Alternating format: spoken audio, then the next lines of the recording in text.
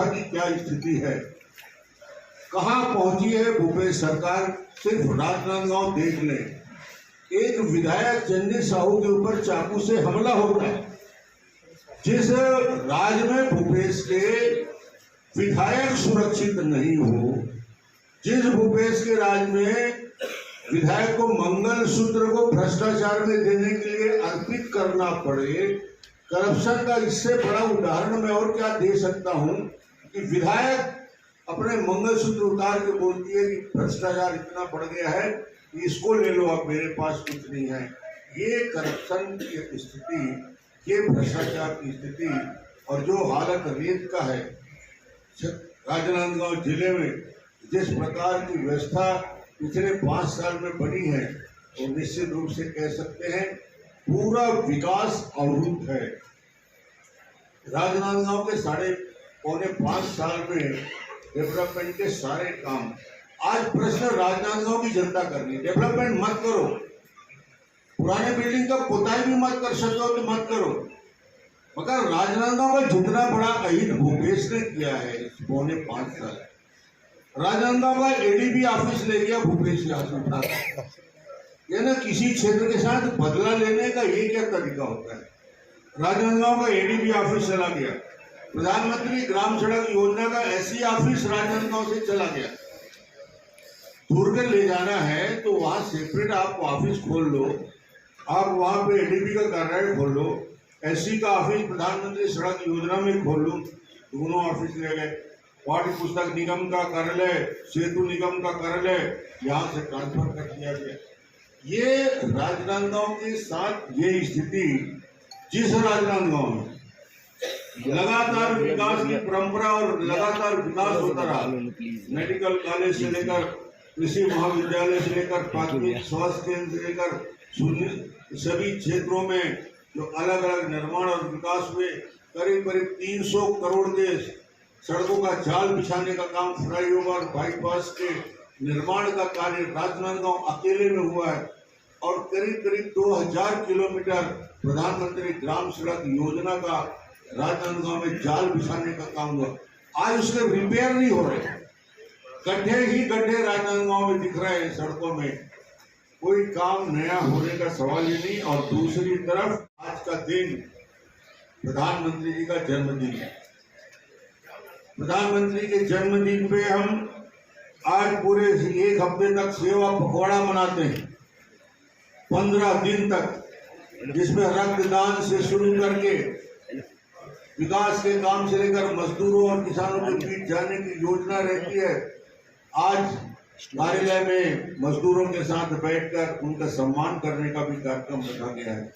आज विश्वकर्मा जयंती भी है। आज प्रधानमंत्री जी का जन्म और विश्वकर्मा जी का अवतरण आज के दिन में हुआ था और प्रधानमंत्री जी ने विश्वकर्मा योजना में, देश की सबसे बड़ी योजना, 3 लाख तक जो विश्वकर्मा जो हाथ से काम करने वाले लोग हैं उनके लिए आर्थिक मदद की नई योजना 30 लाख परिवारों को सामूहिक करने के लिए लिया गया है। ये बड़ी योजना, एक तरफ प्रधानमंत्री जी की योजना गरीबों के जीवन में परिवर्तन लाने के लिए 80 करोड़ लोगों के लिए चावल की योजना, और दूसरी तरफ भूपेश बघेल की सरकार पीडीएस के चावल 600 करोड़ का खा गए। 5000 करोड़ का प्रधानमंत्री गरीब कल्याण योजना में गड़बड़ कर दिया। 2000 करोड़ के शराब घोटाला, 500 करोड़ का कोयला घोटाला, 1300 करोड़ का आज तक जो नहीं हुआ है किसी देश में, गौठान घोटाला भी करने वाली ये सरकार। रेत माफिया पूरे छत्तीसगढ़ में काम कर रहे हैं। ये पूरी स्थिति छत्तीसगढ़ की, और छत्तीसगढ़ की इस स्थिति में आज जब परिवर्तन यात्रा में दंतेवाड़ा में मां दंतेश्वरी की पूजा अर्चना करने के बाद आज 6वें दिन यात्रा प्रवेश कर रही है, जिस प्रकार का अभूतपूर्व उत्साह, उमंग का वातावरण है, जिस प्रकार जोश खरोश से लोग यात्रा में शामिल हो रहे हैं, परिवर्तन की छाप स्पष्ट दिख रही है। और ये नारा लगने लगा, बदल को ये दारी कांग्रेस सरकार ने बदल को। तो ये भ्रष्ट और निगम्य सरकार को जाने का दिन आ गया है। मैं अपनी बात को यही समाप्त करता हूं। मैं तो आपसे बात करता रहता हूं। कोई प्रश्न माननीय अभी आरोप लगा भाजपा। अरे भारतीय जनता पार्टी टिकट वितरण का काम दिल्ली से होता है मेरे भाई साहब, और दिल्ली में प्रधानमंत्री जी के उपस्थिति में चुनाव समिति में बैठक होता है। ये कांग्रेस नहीं है जहाँ पे ऑप्शन होता है। यहाँ तो कलेक्टर का ऑप्शन होता है, एसपी का ऑप्शन होता है, पटवारी का ऑप्शन होता है, तहसीलदार का ऑप्शन होता है। और ये भूपेश क्या बात करेगा? भूपेश सरकार में डीएम डिस्ट्रिक्ट कलेक्टर का पोस्टिंग और ट्रांसफर के लिए ऑप्शन और बोली लगाई जाती है। हिंदुस्तान में शायद अकेला मात्र छत्तीसगढ़ होगा। यहाँ तो टिकट ऐसा बिकता है और इस बिकने की डर की वजह से वो घोषित नहीं कर पा रहे। नागरिक कर्ज से कैसे मुक्त होंगे? मेरा सवाल ये था सर। नागरिक जो है अपने 82,000 करोड़ कर्ज से मुक्त कैसे होंगे? क्या कार्य योजना आपके पास है? देखिए, जहाँ तक सवाल कर्ज का है, कर्ज को मैं पूरा नहीं मानता। पहली बात आप समझ लें, बड़ा साफ कर दूं मैं, 15 साल फाइनेंस देख रहा हूं। कर्ज कभी पूरा नहीं होता। कर्ज गवर्नमेंट ऑफ इंडिया भी लेती, स्टेट गवर्नमेंट भी लेती। कर्ज का उपयोग क्या होता है? हमने जो कर्ज लिया वो इंफ्रास्ट्रक्चर में खर्च किया। हमने जो कर्जा लिया वो सड़कों के निर्माण के जाल, फ्लाईओवर, बाईपास बनाने के लिए काम किया। हमने जो कर्ज लिया स्कूल, अस्पताल और मेडिकल कॉलेज के लिया। और ये नरवा गरवा खुरवा बारी के लिए कर्जा लिया। पूरा पैसा मिट्टी में डाल रहा है, गोबर में डाल रहा है। तो फर्क ये होता है कि बेसिक इंफ्रास्ट्रक्चर में जो खर्च होता है वो इन्वेस्टमेंट कहलाता है, ताकि वो वापस रिटर्न देता है। हमने जो भी खर्च किया बेसिक इंफ्रास्ट्रक्चर में खर्च किया, एक एक पैसे का। और ये नरवा गरवा खुरवा बारी, और ये जो होता है ना कि कांग्रेस के 4 चिन्हारी, कांग्रेस के 4 चिन्हारी बदल गया है। चोरी, बेईमानी, भ्रष्टाचार और लबारी। क्या नरवा गुरवा गरवा बारी नहीं, चोरी, बेईमानी, भ्रष्टाचार और लबारी, ये कांग्रेस के 4 ठीक है क्या? जो लगातार दूसरी बार गोवा में मुख्यमंत्री बने हैं प्रमोद सावंत जी, इस यात्रा में 2 दिन का समय दिया। मैं उनको छत्तीसगढ़ हमारे साथ में इस प्रेस कॉन्फ्रेंस पे, परिवर्तन यात्रा के इस प्रेस कॉन्फ्रेंस में हमारे ex chief minister doctor Raman Singh यहाँ पे हैं। बाकी सभी पार्टी के वरिष्ठ नेता प्रेस कॉन्फ्रेंस पे बैठे हैं। मैं छत्तीसगढ़ की माता मातरी को नमन करता हूँ। और आज माननीय प्रधानमंत्री नरेंद्र मोदी जी का जो बर्थडे है, जो उनका बर्थडे, उस पे सेवा सुशासन हमेशा के लिए हम कार्यक्रम करते आ रहे हैं। आज पूरे देश भर में सेवा के उपक्रम हर जगह पे कार्यक्रम चला रहे हैं। Different blood donation camp, different medical camps पूरे देश भर में सभी जगह पे इस कार्यक्रम का आयोजन हो रहे हैं। G20 का यशस्वी आयोजन पे भी मैं माननीय मोदी जी का बहुत बहुत अभिनंदन करता हूँ। और हमेशा के लिए जो हम विश्व गुरु की बात कर रहे थे, चंद्रयान 3 के बाद honourable prime minister Narendra Modi ji और G20 के यशस्वी आयोजन के बाद माननीय मोदी जी विश्व गुरु की तरफ भारत देश जा रहा है। मैं डेफिनेटली इस अवसर पर मैं माननीय मोदी जी का बहुत बहुत अभिनंदन करता हूँ। रही छत्तीसगढ़ की बात, हमेशा के लिए 9 साल से उनके कार्यकाल में छत्तीसगढ़ के लिए भी बहुत सारे विकास के काम हमेशा के लिए यहाँ पे करते आ रहे हैं। उनके 5 साल के पिछले कार्यकाल में और इस 4 साल के कार्यकाल में भी ढेर सारी इंफ्रास्ट्रक्चर डेवलपमेंट वर्क यहाँ पे हो गए हैं।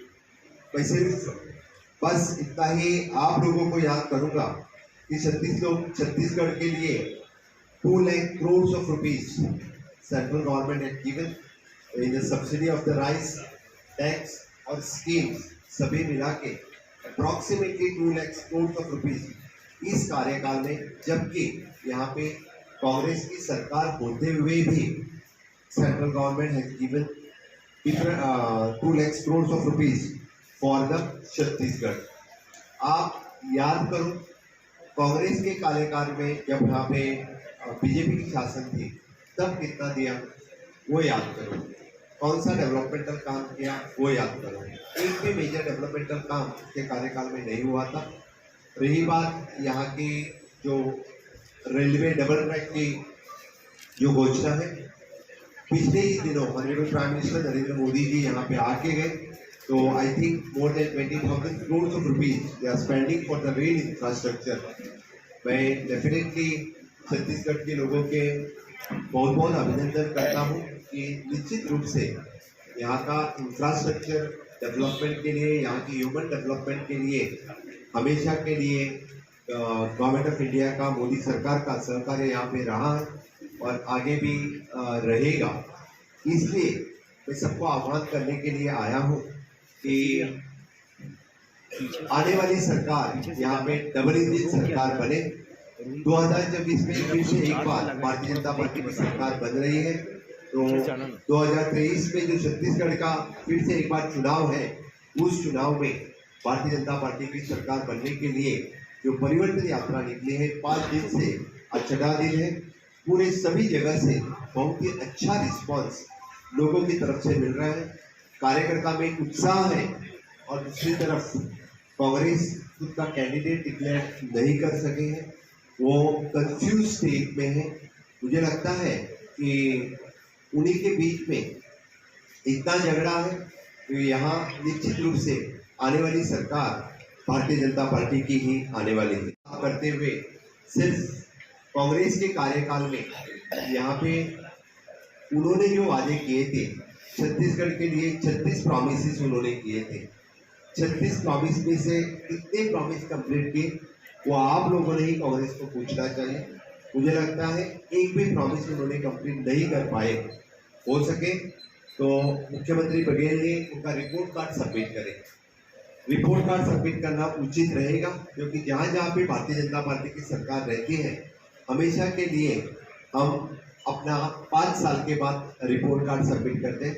2 दिन पहले मैं मध्य प्रदेश में था, मामा शिवराज जी चौहान वहाँ पे उन्होंने खुद का 5 साल का रिपोर्ट कार्ड सबमिट किया।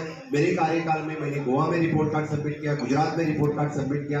हर जगह जहाँ भारतीय जनता पार्टी रहती है, जो प्रॉमिसेस करते हैं वो फुलफिल करते हैं, ना बल्कि फिर फुलफिल करते हैं कि फुलफिल करने के बाद लोगों के हाथ में रिपोर्ट कार्ड देते हैं कि 5 साल में आपने सेवा करने का मौका हमें दिया और उसका ये रिपोर्ट कार्ड है। इसलिए मुझे लगता है कि छत्तीसगढ़ के हर एक आदमी ने उनके पास रिपोर्ट कार्ड पूछना जरूरी है।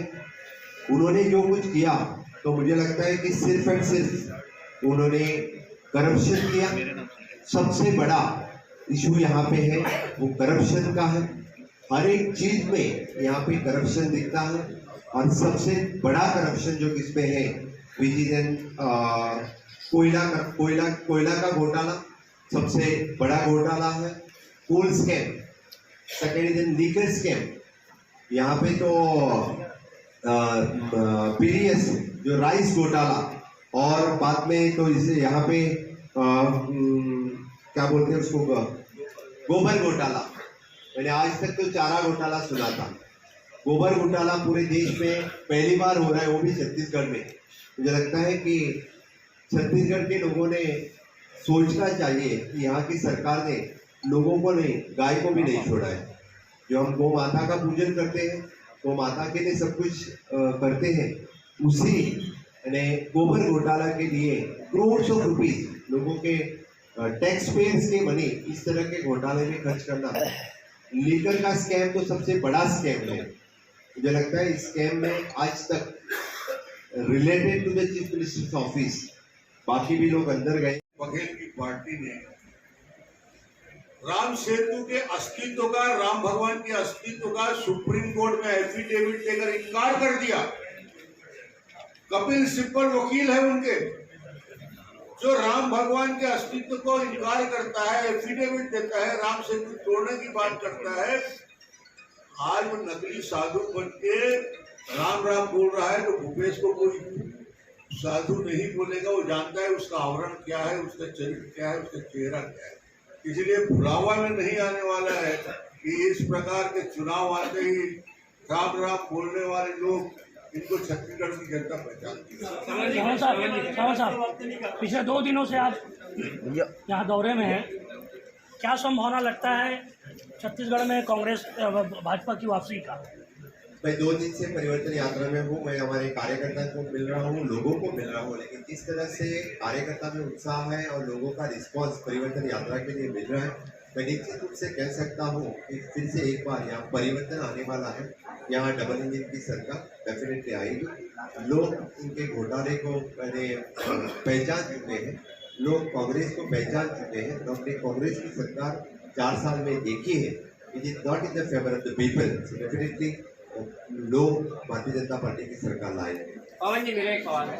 देश में जब एक देश एक कानून की बात हो रही है, एक देश एक चुनाव की बात हो रही है, कॉमन सिविल कोड की बात हो रही है, तो क्या बताएंगे कि आरक्षण के मामले में भाजपा की क्या सोच है कि आने वाले समय में SC, ST, OBC के आरक्षण को खत्म कर देगी और नहीं तो छत्तीसगढ़ का विकास कैसे? वन नेशन वन इलेक्शन का मैं समर्थन करता हूं और आरक्षण के बारे में आरक्षण मागास वर्ग को आगे लाने के लिए जरूरत है।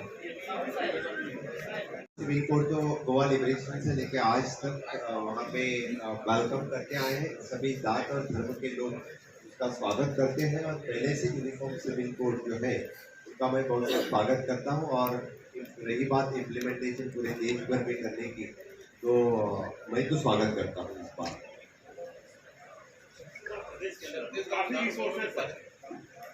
काफी रिसोर्सेज आपने बात कही गोवा के कर्ज की, तो हमेशा के लिए एट प्रेजेंट हमारे बीच में 10 साल के लिए वहाँ का माइनिंग पूरा बंद था। कोरोना कार्यकाल में भी पूरा टूरिज्म एक्टिविटीज बंद हो चुकी है। तब वंस अगेन माइनिंग एक्टिविटी वहाँ की स्टार्ट हो चुकी है। वहाँ पे टूरिज्म एक्टिविटी बहुत ही फ्लरिश हो चुकी है। और again public private partnership we have started with the new project in Manohar international airport project with 37% revenue sharing with the government of Goa. आगे आने वाले 5 साल के कार्यकाल में निश्चित रूप से ये कर्जा हम कम कर सकेंगे and with good financial management और गुड फाइनेंशियल मैनेजमेंट के कार्यकाल में हमने ऑलरेडी स्टार्ट कर चुके हैं कि फाइनेंस मैनेजमेंट करते हुए और the infrastructure project we are taking the better loan with the lesser rate of interest like the SIDBI, like the NABARD, इनसे हम ले रहे हैं। और मुझे पूरा विश्वास है आगे आने वाले कार्यकाल में 26,000 करोड़ की लोन कम हो जाए। वो लोगों को दिखाने के लिए, लोगों को सामने लाने के लिए हम परिवर्तन यात्रा निकाल रहे हैं। निश्चित रूप से यहाँ के लोगों को पता चला है कांग्रेस ने कितने घोटाले किए, वही लोगों को नहीं तो वो अपना रिपोर्ट कार्ड क्यों नहीं दे रहे। मेरा सवाल इतना ही है, उन्होंने समझो काम किया है तो चाहे वो रिपोर्ट कार्ड सबमिट करें। वो रिपोर्ट कार्ड सबमिट नहीं कर रहे, इसलिए हम परिवर्तन यात्रा लेंगे। यानी उनका जो सरकार के कार्यकाल में कुछ नहीं हुआ है घोटाले के सिवाय, वही लोगों को बता रहे, इसलिए परिवर्तन यात्रा।